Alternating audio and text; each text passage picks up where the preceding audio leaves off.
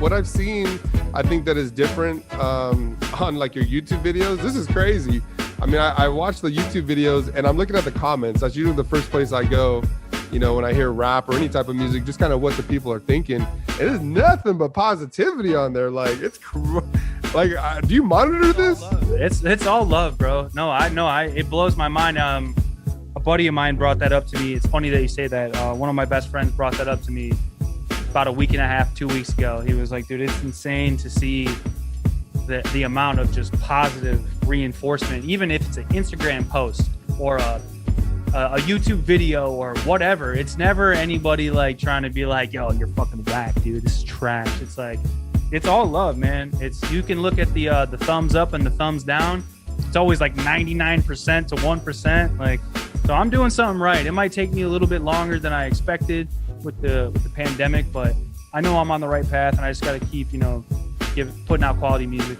Yeah, and I think that's, I mean, if there's any reassurance right there for you that you need, I mean, you just got to look at those comments. I mean, I definitely highly advise anybody that sees this to go look at these comments. There was a comment on there that I see where the guy's like, man, I clicked this video because I just wanted to see like some trash shit.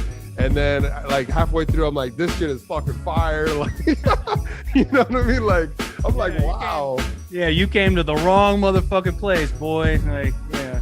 Dude, it's wild. I love it. I love that. But I mean, yeah, I mean, that to me, like, just speaks volumes, because people on there, like, there's so many trolls out there. And I've spoken to many different artists, you know, doing these interviews, and I mean, they get bashed, you know, people get bashed because of maybe the music they're doing, it's not the right style, or why are you taking this style, or why are you doing this?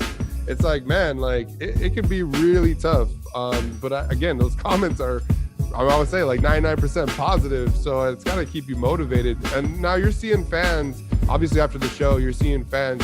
Your Instagram, I think you mentioned, was like at 1,500, and now it's like at, you know, bazillion, right? So what was that like to kind of see like that grow and get that love back? It was awesome, man. It was literally a dream come true, you know? Like, it was an awakening moment for sure. Like I said earlier, it was kind of just a moment that was just like, I woke up every day and looked at myself in the mirror and was like, dude, you can do this. Like, you got it now. Like, you got it. It's just on me to keep it going and make sure we have a solid foundation underneath us to keep it going. And, you know, we're in a single driven market, so hopefully we can catch a tune and hopefully it'll take off or something like that. But yeah, man, we just got to keep it going as long as it takes, man. We're not going to quit. Yeah, that's awesome. And so when is the time that you drop Neverland? That's what the first song that's off that record is the first song that I heard, and that really sold me in my heart about you, was from that record. So how did that come about? You know, what are some of the highlight tracks that you have there? How long had you had those tracks in your back pocket? Well, yeah, that was Neverland. That whole project stemmed from me moving from Detroit to Chicago and not having a lot of friends, and now having this new fine-tuned method of recording and engineering and mixing and being by myself a lot of the time. And that whole project was like me being in Chicago, like for the first year and a half that I was there. And it really came out as a quality project, and it sounded good, and it was banging. We had some videos behind it that were doing okay. But yeah, that was ultimately the project, I think, that landed, like, that got me the spot on Rhythm and Flow. And I explained to them, like, I mixed this, mastered it, recorded it myself, like made all these beats, did this, did that. It sounds this professional, like I'm the real deal. I had to like sell myself to these people, like, and I think that's what ultimately did it, you know, was that project. And I was able to, you know, put a website up behind my music. So I had a professional website done with all my links, you know, all the whole 9 yards. So even though I only had 1,500 followers or whatever, you could go to my website and it looked like I was a major label artist. So they saw that and they were like, okay, wow, he's taking himself serious. He's looking at this as a business. Like he really wants to do this. So, you know, I think they just took a shot. Yeah. And then what other advice that you have for, like, you know, up and coming rappers or someone that just really just wants to be a singer or in the music business? I think that's a big one. When you talked about that in previous interviews, of having the website, having your ducks in a row. I think that's really easy for like, you know, Netflix to come in and be like, yeah, like you're already doing it. You know what I mean? Like, can you talk a little bit about just doing that, you know, for yourself? Because I think that's huge. Again, I think again, that comes back where you're believing in yourself, you're believing in your product. Can you tell the others out there that maybe are thinking about building the website or taking this professionally what you should do? The first step is, like you said, just like this has to be what you want. Like, how bad do you want this? Like, are you going to work 2 jobs and then go to an open mic after you just worked 2 jobs just to get your little rhymes or your little songs or your poetry or whatever it is? Are you going to do that? Like, are you going to ride on an Amtrak train for 9 hours just to go do a show to get paid $100? Like, first of all, you have to want it.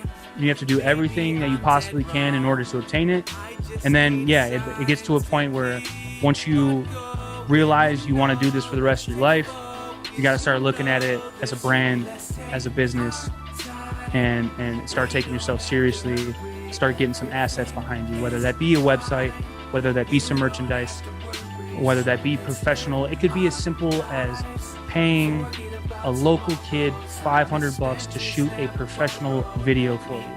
Because I think that's what did it for me. My video only had, I don't know, maybe 1,000 views, but it looked professional. It looked like I spent $5,000 on it when I literally only paid the kid $250. You know what I mean? So it's just taking yourself serious and then realizing that that's, you know, what you want to do. Don't half-ass it, I guess, at the end of the day. Just don't half-ass the shit.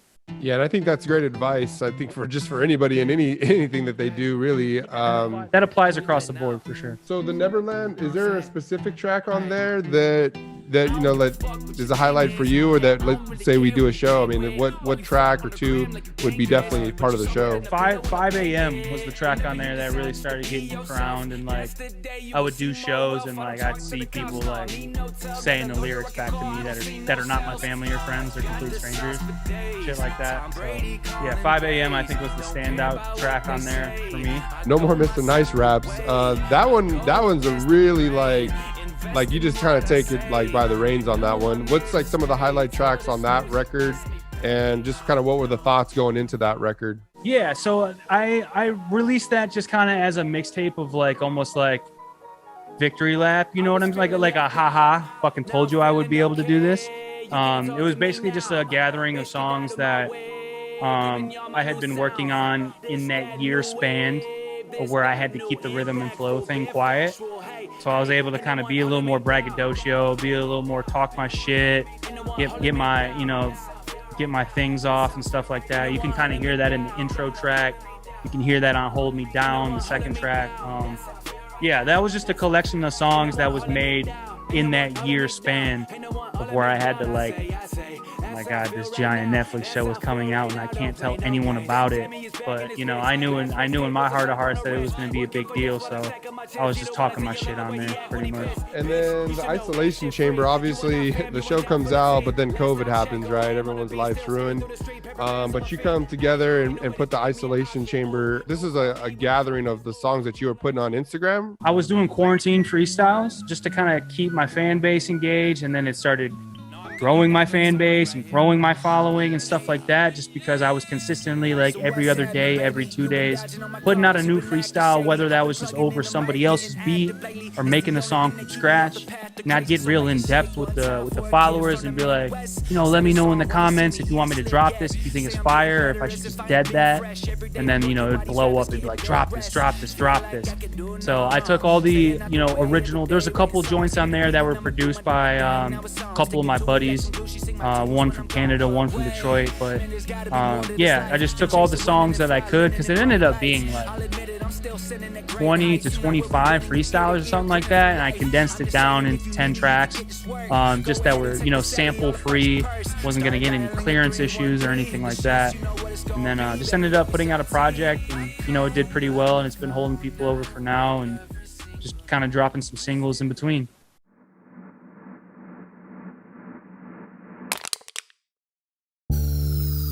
Sunshine. For later. I know the dude you mix. Orange sunshine?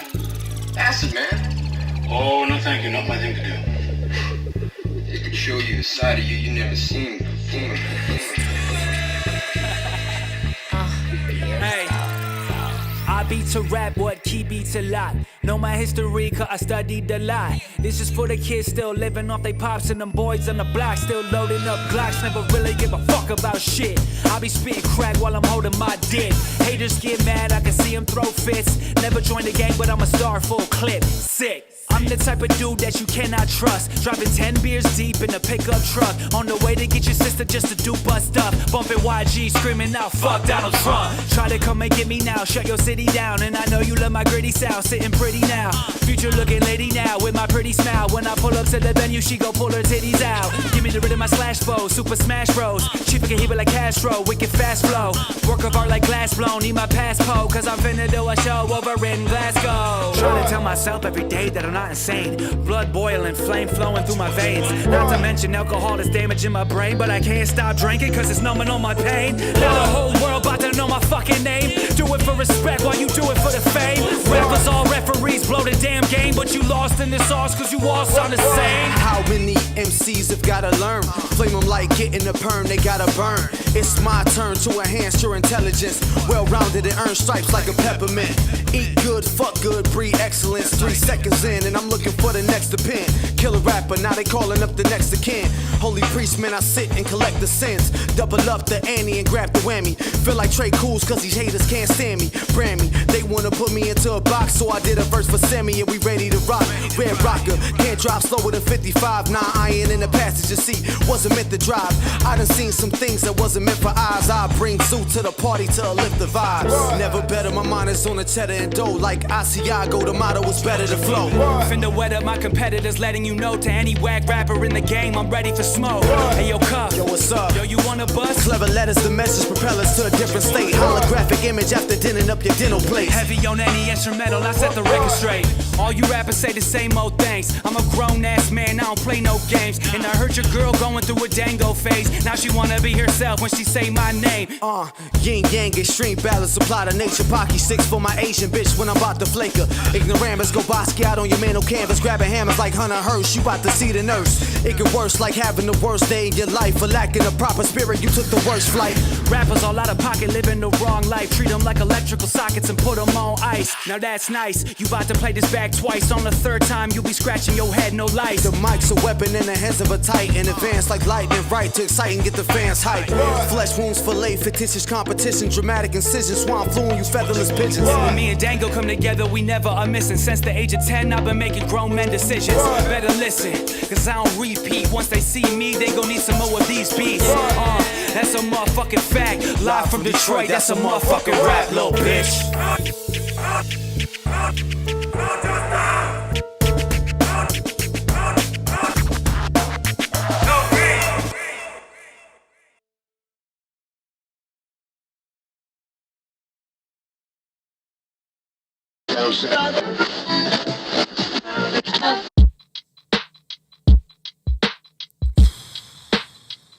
Shit's taking me a lot longer than I expected. Ain't no sunshine when she's gone.